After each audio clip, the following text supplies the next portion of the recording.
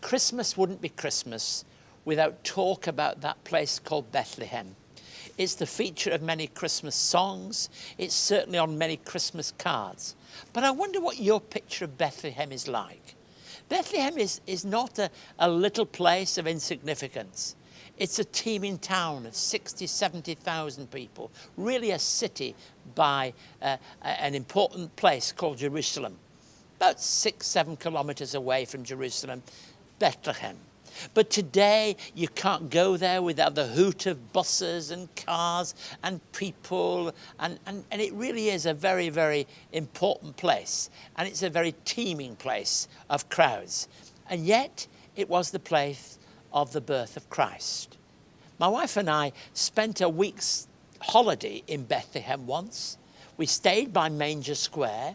It's a very different place to go. We were taking about 40 people on a tour of Israel and Palestine and the Galilee. And when we went there, we were choosing places to go. We decided we'd have a go at Bethlehem because Bethlehem is so central to the Christian story. We went there, and we went to the Shepherd's Fields. The Shepherd's Fields where even today there are people that live there really in caves rather than modern houses, really in caves rather than stables. And it's really cold in winter. I once heard somebody say, you know, it never snows in the Holy Land in Israel. Well, it does. It really does get cold. And when we get to the northern winter of December, it's a bitter place at night.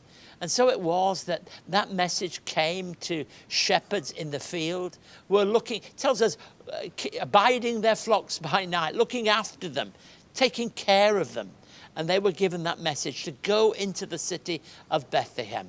Bethlehem, house of bread, goes back to the story of David in the Old Testament, a place really where people can acknowledge the birth of Jesus. It's the place where so many of the nativity sets that come from the Holy Land are actually made. It's a place of significance. It's a place of importance. It's a place where the birth of Jesus made all the difference to all the world. And yet, if you were to go to Manger Square and go there, you would see the crowds of people. Well, let me tell you, when we were there, one of our party had their cameras stolen. And we ended up in the police station as we were giving the report because they needed it for insurance purposes. And I realized that this is a very different picture of Bethlehem than the picture that's there in many postcards, or many Christmas cards, and in many songs.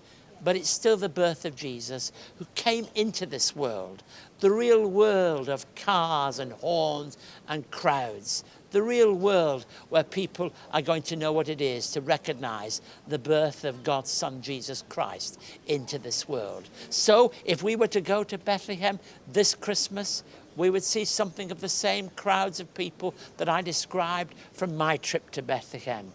But it will be the place of birth. It'll never be forgotten. The place of the birth of Jesus. So when you mention the name Bethlehem, even in the world today, when you go to places with people with different cultures and languages, they will remember it as the place where Jesus Christ came into this world to offer hope, to offer purpose, and to offer peace.